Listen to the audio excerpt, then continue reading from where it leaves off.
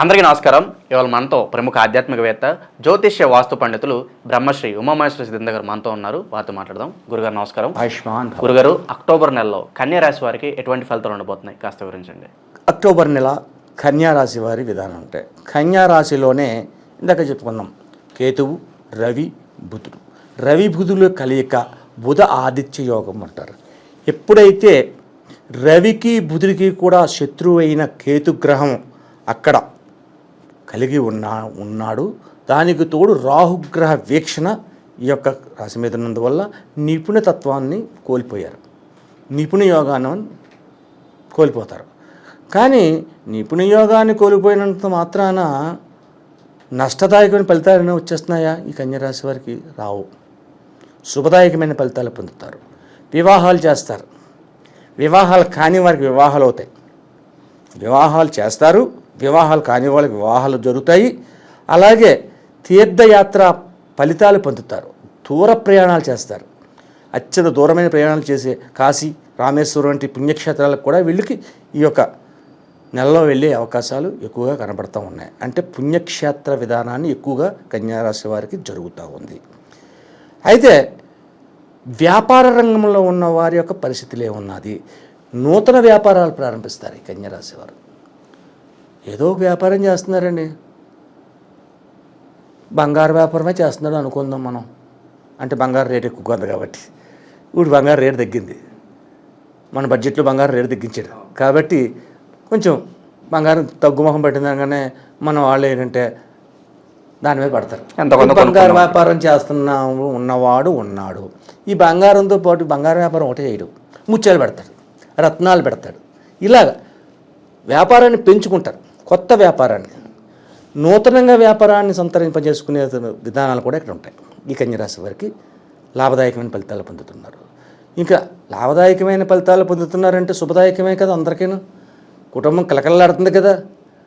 ఎప్పుడైనా కొద్దిగా ధనం తక్కువగా వచ్చో ఇబ్బందికరమైన పరిస్థితులు ఉంటే అటువంటి అప్పుడు నష్టపోతున్నాడండి అనుకుంటాం. 10 రూపాయలు వస్తున్నాయి, కష్టపడుతున్నారు, న్యాయమైన వ్యాపారం చేసుకుంటున్నారు, అన్యాయం చేయట్లేదు, సంపాదిస్తున్నారు, బాగానే ఉంది, శుభదాయకమే. అందులో తీర్థయాత్రలు చేస్తున్నారు అంటే, పుణ్యక్షేత్రాలు తిరుగుతున్నారంటే మంచి ఫలితాలే పొందడం అనేది జరుగుతుంది. అటువంటి విధంగా కన్యారాశి వారు ఉద్యోగస్తులు కానీ, వ్యాపారస్తులు కానీ, వ్యవసాయం చేసేవారు కానీ 6 గంటల నుంచి సాయం దాకా వంచిన నడుని ఎత్తడానికి ఉండదు, అవకాశం ఉండదు వాళ్ళకి. అంత కష్టదాయకమైన ఫలితములు చేస్తారు. కష్టానికి తగిన ప్రతిఫలాన్ని పొందుతున్నారు. ముఖ్యంగా శ్రామికులైన వాళ్ళు ఎక్కువ ఉంటుంది. ఇక ఇదే రంగంలోని ఇంకొక విషయం కూడా మనం కన్యారాశి వారికి ముఖ్యంగా చెప్పుకోవాలి. Drivers, taxi drivers, auto drivers, bus drivers, lorry drivers, ఎవరైనా వాహన డ్రైవర్స్ ఎవరైతే ఉన్నారో అత్యంత జాగ్రత్తగా ఉండాలి. ఎందుకంటే కేతువు అక్కడే ఉన్నాడు, బుధుడు అక్కడే ఉన్నాడు, రవి అక్కడే ఉన్నాడు. ఈ ముగ్గురి మీద రాహుగ్రహ వీక్షణ ఉంది. ఎప్పుడైతే ఈ వీక్షణ ఉండి కన్యారాశి మీద కుజ దృష్టి ఉంది. మిథున రాశిలో కుజుడు ఉండి కన్యరాశిని చూస్తున్నాడు చతుర్థ స్థానంలో. దాని వలన వాహన ప్రమాదాలు సంప్రాప్తమయ్యే పరిస్థితి డ్రైవర్ల గురించి చెప్తున్నాను.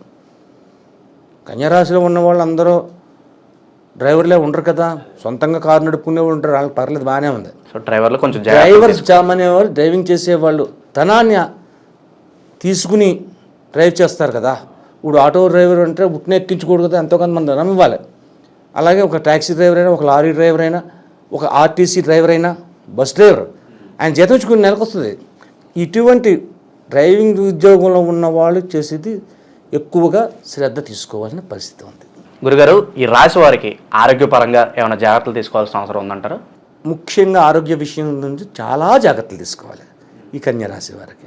వీరికి కన్యరాశిలో ఉన్నవాళ్ళు పెద్ద అజానబాహులు అయ్యి ఉండరు, కొంచెం పొట్టిగానే ఉంటారు, స్థూల శరీరం ఉంటుంది. అంటే కొంచెం లావుగా ఉన్నాడు, అందమైన రంగులో ఉన్నాడు, చాలా ఆరోగ్యవంతుడు అనుకోవడం తప్పు. అనారోగ్యం కూడా అక్కడే వెళ్తూ ఉంటుంది. వీళ్ళకి ఉదర సంబంధమైనటువంటి వ్యాధుల్ని తీసుకొచ్చి పెడతా ఉంటుంది. కంటికి సంబంధించిన వ్యాధులు కూడా వస్తాయి. ఉదరానికి, కంటికి, ముఖ్యంగా స్త్రీలకి గర్భాశయ విధానంలో వ్యాధులు తీసుకొస్తుంది. కాబట్టి అత్యంత జాగరూకతగా ఉండాలి. ప్రతి చిన్న విషయాన్ని కూడా నెగ్లెక్ట్ చేయకుండా శ్రద్ధ వహించి వైద్య సహాయాన్ని పొందాలి. ఈ రాశి వారికి వివాహ సంబంధ ప్రయత్నాలు ఫలించే అవకాశం ఉన్నాయంటారా? వివాహ సంబంధ ఫలితములు అంటే అక్టోబర్ నెలలో నిజంగా ముహూర్తాలు పెద్దగా లేవు. ఇప్పుడు ప్రయత్నం చేసుకుంటే డిసెంబర్ నెలలో కల్లా అది సక్సెస్ అవ్వడానికి అవకాశం చాలా ఉంది.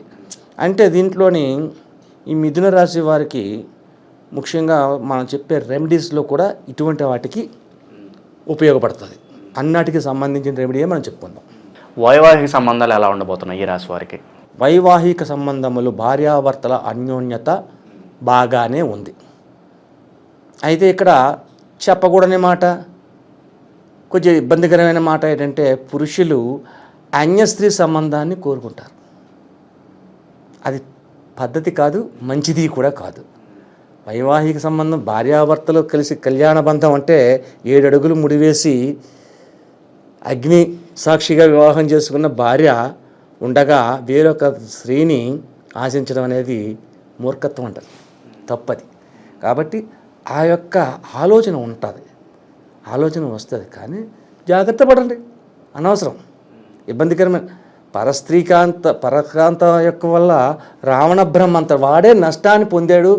సర్వ రాజ్యాన్ని పోయింది, సర్వ సైన్యాన్ని హతమై ఆఖరికి అతను కూడా మరణించాడు.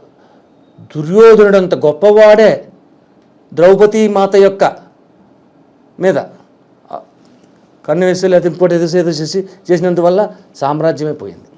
కాబట్టి పరస్త్రీ కాంచ పుస్తకం వనిత విక్తం పరహస్తం గతం గత అన్నారు.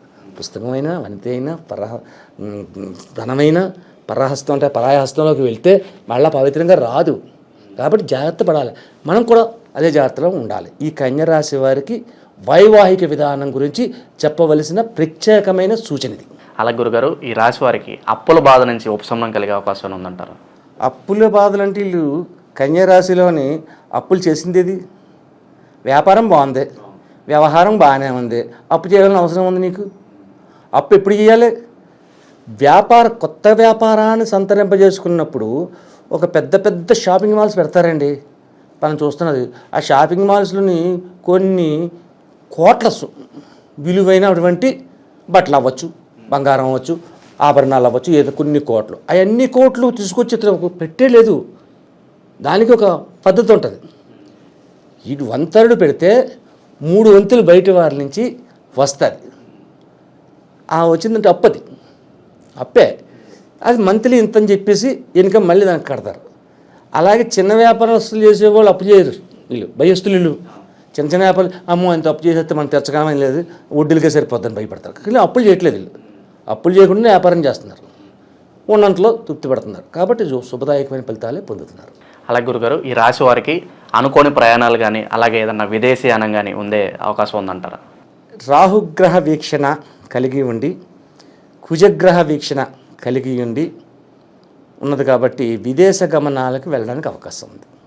విదేశాలలో సక్సెస్ పొందుతారు వెళ్ళి. అంటే వ్యాపార రంగంలో కూడా విదేశాలకు వెళ్ళే పరిస్థితులు కూడా కలుగుతాయి. అంటే వ్యాపార రంగంలో విదేశాలు ఏంటండి అని అడగచ్చు. అలా కాదు, ఇప్పుడు చైనా ఉంది, మన శత్రుదేశం వచ్చి చైనాలోని ఎక్కువగా ఎలక్ట్రానిక్స్ గూడ్స్ అని ఇవన్నీ రకరకాల బొమ్మలని రకరకాల వస్తువులని తయారు చేస్తారు, చాలా చీప్. ఈ చైనా వెళ్ళి అది తెచ్చుకుని ఇక్కడ వ్యాపారం చేసేవాళ్ళు చాలామంది ఉన్నారు. చైనా వస్తువులు మన వాడే సెల్ ఫోన్స్ కూడా చైనాకు సంబంధించినవి ఎక్కువ ఉంటాయి. కాబట్టి వ్యాపార రంగంలో అప్పు చేయడం అనేది సహజం, తీర్చడం అనేది చిన్న వ్యాపారం. చిన్న అంగడి ఉందండి, కిరాణా కొట్టు, ఆడేదో ఓ ₹1,00,000 పెట్టుకుని చేసుకుంటున్నాడు, నడుపుకున్నాడు. ఆడ వ్యాపారంలో అప్పు చేయవలసిన అవసరం లేదు, అప్పు చేయకూడదు, అప్పు చేయడు కూడా. ఉన్నదాన్ని నడుపుకుంటూ వెళ్తాడు, పెంచుకుంటాడు. పెద్ద వ్యాపారస్తులు అప్పు చేయక తప్పదు, అప్పు తీర్చక తప్పదు. కోట్లు షాపింగ్ మాల్స్ మనం చూస్తున్నాం, అన్నీ ఒక్కలే పెడతలేదు, అందులో చాలామంది ఉంటారు భాగస్తులు. అలా గురుగారు, ఈ రాశి వారు ఎటువంటి పరిహారాలు చేసుకుంటే వీళ్ళు శుభ ఫలితాలు పొందే అవకాశం ఉందంటారు? ఈ రాశి వారి కూడా దత్తాత్రేయ స్వామిని దర్శించండి. గురువారం నాడు దత్తుని గురువారం నాడు అంటే బ్రహ్మ విష్ణు మహేశ్వర విధానం. ఇక్కడ రవి బుధ కేతువుల కలయిక అని చెప్పుకున్నాం. రవి బుధ కేతువుల కలయిక నుంచి ఉన్నందువలన దత్తాత్రేయుడి విషయానికి రావాల్సి వచ్చింది. ఇక్కడ దత్తాత్రేయుడికి పాలాభిషేకం చేయించండి గురువారం నాడు. ఎన్ని గురువారాలు వస్తే అన్ని గురువారాలు దత్తాత్రేయ స్వామి యొక్క ఆరాధన చేయండి. అలాగే పాలకోవా బిళ్ళల్లాగా ఉంటాయి కదా, ఆ పాలకోవా బిళ్ళలు తీసుకొచ్చి ఆరాధన చేసిన తర్వాత కొబ్బరికాయ అరటిపళ్ళు అన్ని మామూలే, పాలాభిషేకం చేసినప్పుడు అయినా ఈ యొక్క పాలకోవా బిళ్ళల్లో కూడా నివేదన చేయించండి. నివేదన చేయించి 10 మందికి అది పెట్టుకోండి. అది పంచం చేస్తున్నదో దాని వలన విపత్కర పరిస్థితులు ఏదైతే ఉన్నాయో, దత్తుని యొక్క విధానం చిన్నది కాదు. బ్రహ్మ విష్ణు మహేశ్వరు ముగ్గురు కలిసి దత్తాత్రేయ విధానం. దత్తాత్రేయుని యొక్క గొప్ప విషయం నుంచి చెప్పాలంటే అన్యులు ఎవరు సరిపోరు. అంత గొప్పటి ఆరాధనాభావం కలిగిన దైవం ఆయన. అటువంటి ఆరాధించండి. ఆయన్ని ఆరాధిస్తే ఎటువంటి, నేను ఇందాక చెప్పాను లారీ డ్రైవర్స్ అందరికీ వాహన ప్రమాదములు ఉన్నాయి అని. ఈ వాహన ప్రమాదాలు తొలగించడానికి ఈ దత్తాత్రేయుని యొక్క దర్శన విధానం వల్ల, అభిషేకం వల్ల అత్యంత శుభదాయకమైన ఫలితములు పొంది గండకాలం నుంచి పక్కకి వెళ్ళి అధికమైన శుభదాయకమైన ఫలితాలు పొందడం అనేది తథ్యం. అక్టోబర్ నెలలో కన్యా రాశి వారికి ఎలాంటి ఫలితాలు ఉంటాయి, అలాగే వీరు చేసుకోవాల్సిన పరిహారాలు తెలియజేసినందుకు ధన్యవాదాలు గురు. ఆయుష్మాన్ భవ.